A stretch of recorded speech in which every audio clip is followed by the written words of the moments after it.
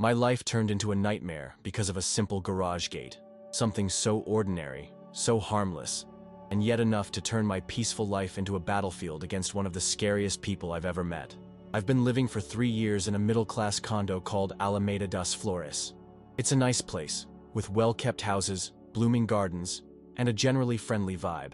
At 32, I'm one of the younger residents here, where most people are at least 10 years older than me. My house is on the corner of one of the main streets in the condo, really close to the entrance. Because of that location, drivers and delivery people got into the habit of using my garage entrance as their turnaround point. At first, it didn't bother me that much, but over time, the situation got unbearable. I'd often be ready to leave and find a delivery van blocking my garage. Sometimes, I'd get home from work and have to wait for someone to finish their maneuver before I could get in. The worst part was the tire marks on the concrete and the constant noise of vehicles screeching to a stop. After an incident when I nearly hit a delivery guy who was backing up without looking, I decided I needed a solution. A gate seemed like the most logical option. Subscribe to the channel and leave a like to get access to more stories like this. Before I go any further with my story, I gotta explain how our condo's homeowners association, HOA, worked. When I moved here, the HOA was run by a retired gentleman named Roberto, who managed everything with common sense.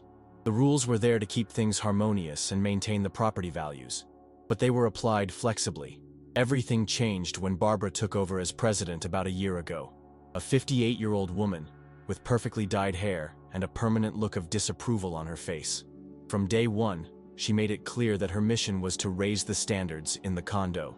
At first, it was small changes. More formal letters, more frequent meetings, a review of the bylaws. But soon, the real nature of her management revealed itself. Fines for trivial infractions started showing up in residents' mailboxes. Mr. Pereira got fined because his rose bushes grew 2 centimeters taller than allowed. The Silva family got a notice because the color of their mailbox was slightly faded. Widow Montero, 75 years old, was warned for leaving her watering can in the front garden at an inappropriate time. In just a few months, Barbara changed our community. Neighbors stopped chatting on the sidewalks, scared of being caught blocking the way in photos. Backyard parties dwindled after notices about excessive noise. Even the kids ended up playing with less enthusiasm, as their parents warned them about the proper use of common areas. Before installing the gate, I did my homework. I checked the full HOA bylaws and confirmed that gates were allowed, as long as they followed specific height, material, and style guidelines. I got permission from the city and hired a certified professional for the job. I chose an iron-wrought gate, elegant and discreet, that went with my house's architecture. The installation happened on a Tuesday and took just 1 day. That night, I slept soundly, happy with my practical and aesthetically pleasing solution. The next morning, while I was having coffee, I noticed something odd through the window. Barbara was standing on the sidewalk in front of my house, dressed in a blazer and dress pants, as if she was heading to a corporate meeting. She was taking pictures of my brand new gate, jotting something down in a notebook, and measuring the dimensions with a tape measure. I went out to confront her, keeping a polite tone. "Good morning, Barbara. Is there a problem with my gate?"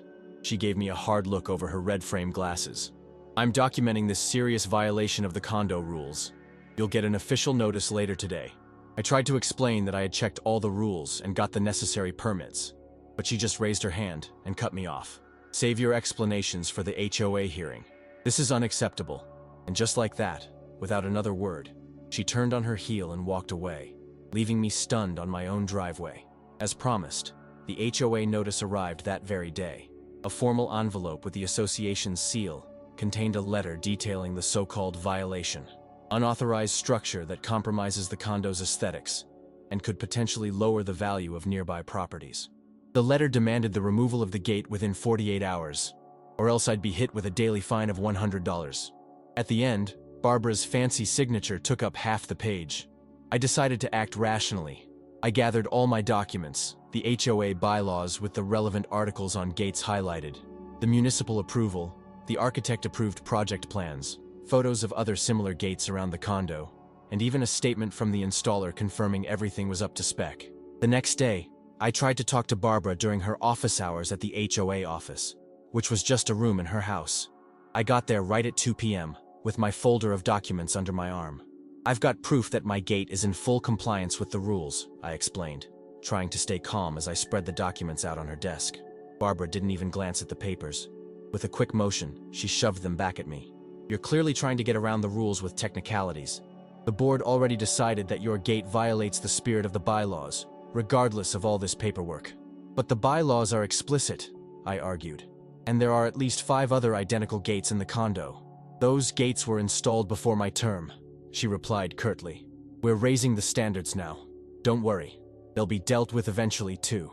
I realized I was up against a brick wall. Barbara wasn't interested in facts or rules. She just wanted to wield her power. 3 days later, I received an invitation to an emergency HOA meeting scheduled for that evening. The subject: serious violations and necessary corrective actions. I didn't need to be a genius to know I was the main item on the agenda. The meeting was held at the community center of the condo. I got there early and was surprised to see almost every resident present, most of them with tense expressions like they were at a trial. Barbara kicked off the meeting with a slideshow titled, "Preserving Our Values." The first images showed beautiful houses and happy families. Then came photos of violations, including several pictures of my gate, edited to look more imposing and intimidating than it really was. "As you can see," Barbara said, pointing to a clearly manipulated graph, "properties with non-compliant structures like this one can reduce the value of neighboring houses by up to 15%.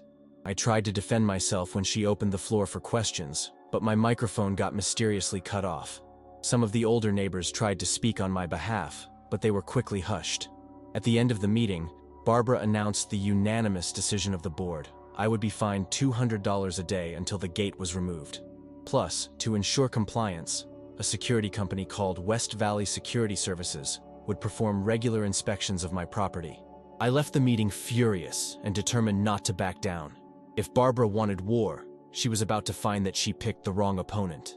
I'll never forget that Thursday morning that changed everything. My alarm still hadn't gone off when I was jostled awake by an aggressive bark and loud male voices booming through megaphones. Confused, I stumbled to my bedroom window and froze at the surreal scene unfolding at my entrance. 3 black SUVs with HOA enforcement written in white were parked in front of my house. Men in black uniforms wearing bulletproof vests and caps with the West Valley Security Services logo had formed a perimeter around my property. One of them, especially burly, was holding a German Shepherd on a leash that wouldn't stop barking. Another man, clearly the leader, was wielding a megaphone. "Attention resident, by order of the Alameda das Flores Homeowners Association, you're being notified of a Class A violation. We are authorized to remove the non-compliant structure from your property. You have 5 minutes to leave the house and cooperate with this operation." My heart started pounding. This couldn't be legal. No HOA has the authority to invade properties or force removals without a court order. I grabbed my cell phone with trembling hands, snapped some photos from the window, and then did what any sensible person would do. I called my dad. "Dad, there's a tactical squad at my door threatening to tear down my gate," I said, trying to keep my voice calm while watching one of the guys approach my door with what looked like a lock opener. "Don't leave the house. Lock all the doors. I'm on my way with backup," my dad replied in that serious tone he only uses with real emergencies. "It's about 7 minutes away from your place." While I was waiting, the guy with the megaphone kept his ultimatum going. 2 minutes left. Non-cooperation will result in additional measures as per the HOA bylaws. Section 12, Paragraph 8. I decided to stall. I cracked the window open and shouted, "I'm calling the police! You have no right to break into my property." The leader of the group smiled condescendingly. "Sir, we're the authority appointed by the HOA. We have a warrant signed by the president." He held up a piece of paper that, even from a distance, looked like nothing more than a document with the HOA letterhead. Definitely not a legitimate court order. Right then, I heard the comforting sound of sirens. Seconds later, 3 police cars screeched in, blocking the street.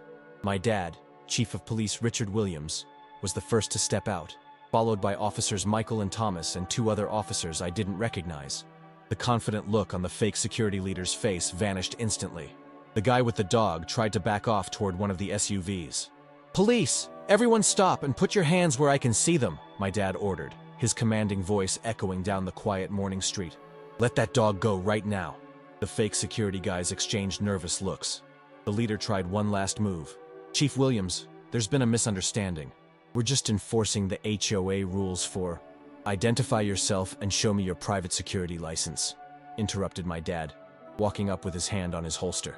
The man hesitated, I'm Jackson Miller, from West Valley Security Services. Our company was hired by your state license number, my dad insisted. The silence that followed said it all. Officer Thomas was already checking the vehicle plates on his tablet, while Officer Michael took up a strategic position at the rear. Sir, these vehicles aren't registered as private security vehicles, Thomas reported. And I can't find any record of a company called West Valley Security Services in the state system. That's when everything fell apart. The guy with the dog tried to run, but slipped on the dewy lawn. Two of the other agents raised their hands, clearly realizing the sticky situation they were in. The leader, Miller, stepped forward as if he wanted to argue, but my dad was faster. You're all under arrest for impersonating security agents, attempted break-in of private property, and intimidation. He signaled the officers, who began cuffing the men. And where's Barbara Mitchell? She should be here overseeing her little army. As if on cue, a silver Honda Civic pulled up discreetly about half a block away. Even from that distance, I recognized Barbara's perfectly styled hair in the driver's seat. When she spotted the police cars, she tried to back up, but Officer Michael had already sprinted toward the vehicle. Finally, I left the house still in my pajamas and walked over to my dad, who was supervising the arrest of the fake security team. "Are you okay?" he asked, putting his hand on my shoulder. "I'm fine," I replied, watching as Barbara was escorted into one of the patrol cars. "But what the heck just happened here?" "This," my dad said, pointing at all the chaos, "is what happens when small-minded people get a little power and think they're above the law." The next few hours were a whirlwind. My once quiet street turned into a crime scene, with yellow police tape surrounding my property, cops collecting evidence, and shocked neighbors watching everything from their windows. I got dressed quickly and gave my official statement to Officer Thomas, who was meticulously writing everything down in his notebook. I told him every detail: installing the gate, Barbara's threats, the manipulated HOA meeting, and finally, that morning's so-called tactical squad. "This is a lot graver than it looks at first glance," my dad explained after I'd finished. We were sitting on the porch having coffee, while forensic technicians snapped pictures of the SUVs that turned out to be fake. These guys aren't licensed security professionals. Actually, two of them have criminal records for fraud and extortion. "How did Barbara find these people?" I asked, beginning to grasp the gravity of it. "That's just one of the many mysteries we still need to solve." My dad took a sip of his coffee. "West Valley Security Services doesn't even officially exist. The phone number on the business card we found leads to a voicemail box. We're tracking the money now." An officer came over and handed my dad an envelope. He opened it, glanced over the contents, and nodded. "It's the search warrant for Barbara's house and office. We also have authorization to access the HOA's financial records." "Do you think she was embezzling money?" I asked, starting to understand the seriousness of the situation. "It's a possibility. HOA fees jumped 40% in the last year with no visible improvements in the condo. And hiring mercenaries disguised as security isn't cheap." While we were talking, Officer Michael came back from the station. His usually calm face showed signs of frustration. "Barbara isn't cooperating, Chief. She insists she was just enforcing the HOA rules and that the security company came highly recommended by another condo." "And the documents they were waving around?" my dad asked. Michael shook his head. "Amateur fakes. An HOA letterhead on a document with no legal validity, signed by herself as executive authority of the HOA. That position doesn't even exist." Later that afternoon, the investigation took an even darker turn when the team searching Barbara's house came back with several folders of files and a laptop. "Chief, you need to see this," one of the detectives said, handing over a blue folder labeled "Pending Violations." My dad opened the folder and his face grew stern. Inside were detailed dossiers on dozens of condo residents, including photos taken through windows, notes on daily routines, and even records of secretly recorded conversations during HOA meetings. "This isn't rules enforcement," my dad murmured. "It's harassment and systematic invasion of privacy." My personal file, by far the thickest one, included photos of me leaving for work, washing my car, and even chatting with neighbors. Barbara had meticulously noted every potential violation, no matter how absurd. Left the hose uncoiled for 37 minutes, or voice too loud when answering the phone in the garden. The laptop revealed something even more disturbing. Spreadsheets detailing the embezzlement of HOA funds to a personal account, disguised as consulting services and special administrative fees. The amount embezzled topped $75,000. At the end of the day, Barbara was formally charged with fraud, embezzlement, hiring unlicensed security personnel, document forgery, and conspiring to commit property invasion. I'm going to arrange extra protection for you over the next few days, my dad said as the last police cars left my house at dusk. I don't believe there's any real danger, but it's better to be safe. Do you think it's over? I asked, eyeing my gate, the innocent catalyst behind all this chaos. My dad gave a tired smile. Almost. There's just one chapter left. The condo's reaction when they find out what really happened here today. The news about Barbara's arrest and the fake security spread like wildfire through the condo. My phone wouldn't stop ringing the whole next day, with curious and worried neighbors calling to verify the increasingly wild rumors. Late in the afternoon, I got an email from the HOA's vice president, Mr. Mendez, calling for an emergency meeting that night. The email, unlike Barbara's authoritarian communications, had an almost humble tone. Given these extraordinary circumstances, we request all residents to come and discuss the future of our community. The community center was packed like never before. I recognized faces I'd never seen at previous meetings, probably people who'd been too intimidated by Barbara's regime. The tension in the air was palpable as Mr. Mendez, a retired university professor, took the stage. "Good evening, everyone," he began, visibly nervous. "As you know, some serious events shook our community over the past 24 hours. President Barbara Mitchell is now in police custody, facing multiple charges related to her management of the HOA. A murmur went through the room. Mr. Mendez held up his hands, asking for silence. "Before anything else, on behalf of the board, I want to apologize. We failed in our duty to properly supervise the actions of our president, and we allowed abuses to take place." That's when Mrs. Oliveira, a 70-year-old widow who rarely spoke at meetings, stood up trembling. "They killed my begonias," she said, her voice choked. "Barbara sent a gardener to tear up my award-winning begonias because they were 2 centimeters too tall. I've been growing these flowers for 25 years. Her testimony opened the floodgates. One by one, residents got up to share their own stories of intimidation and abuse. Mr. Chen was fined for leaving his bike on the porch for 15 minutes while he took an urgent call. The Rodriguez family received threats of legal action for letting their 6-year-old twins play with chalk on their own garage entrance. Young single mom Vanessa was humiliated at a meeting for leaving diapers to dry on a discreet clothesline in her fenced yard. The stories kept coming, each more absurd than the last. As I listened, I began to realize that my case, although extreme, wasn't isolated. Barbara had systematically built a little kingdom of micromanaged terror, using the HOA bylaws as a weapon against anyone who didn't fit her narrow vision of proper property. Mr. Mendez, visibly shaken by the accounts, then shared information the police had allowed to be released. Tampered financial records, secret dossiers, ghost services paid with community funds. With every revelation, the shock and outrage among those present grew.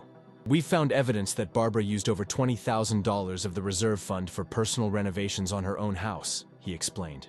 "Another $30,000 went to that so-called security company that showed up yesterday, and at least $25,000 was transferred to an account in the Cayman Islands." That's when Dr. Patel, a respected neurologist from the house next door, stood up. "We need to address one fundamental issue.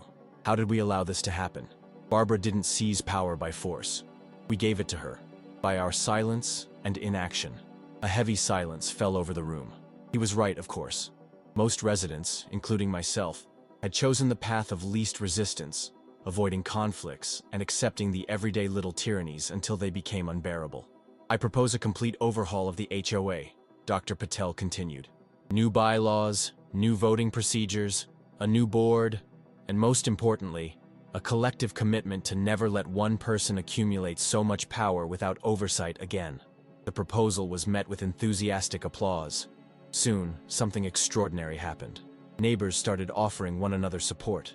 Mrs. Oliveira offered cuttings from her surviving begonias to anyone interested. Mr. Peterson, a retired lawyer, volunteered to help anyone who wanted to contest the fines imposed by Barbara. When it was my turn to speak, I felt every eye in the room on me. After all, my gate had been the catalyst that exposed the whole scheme. "I never meant to cause trouble," I began, a little nervous. "I just wanted delivery drivers to stop using my garage as a turnaround point, but I'm thankful that it brought to light what was going on. I think we all deserve to live in a community where the rules protect us, not control us." The meeting went on for more than 3 hours. In the end, we unanimously voted for the formal removal of Barbara as president, a formality since she'd likely spend a long time in jail, and set up a temporary committee to run the HOA until new elections could be held. As I walked home under the starry sky that night, I felt as if a huge weight had been lifted, not just from my shoulders, but from the entire community. The houses around me looked brighter, as if the whole condo was finally breathing a sigh of relief after getting rid of years of oppression. Subscribe to the channel and leave a like to get access to more stories like this. The following months brought deep changes to Alameda das Flores. The legal case against Barbara continued, with new sordid details emerging regularly. She pleaded not guilty to all the charges, but the evidence was overwhelming. Her lawyer tried to work out a deal, arguing that she simply took her responsibilities seriously, but the judge wasn't having it. Eventually, Barbara was sentenced to 3 years of probation, full restitution of the embezzled funds, and 500 hours of community service, ironically, on public housing projects. In his sentence, the judge pointed out that she had completely perverted the concept of community in the name of personal control. 2 weeks after the sentencing, a real estate agency put up a for sale sign in front of Barbara's house. She had moved out overnight, apparently to a gated community in another state. No one missed her.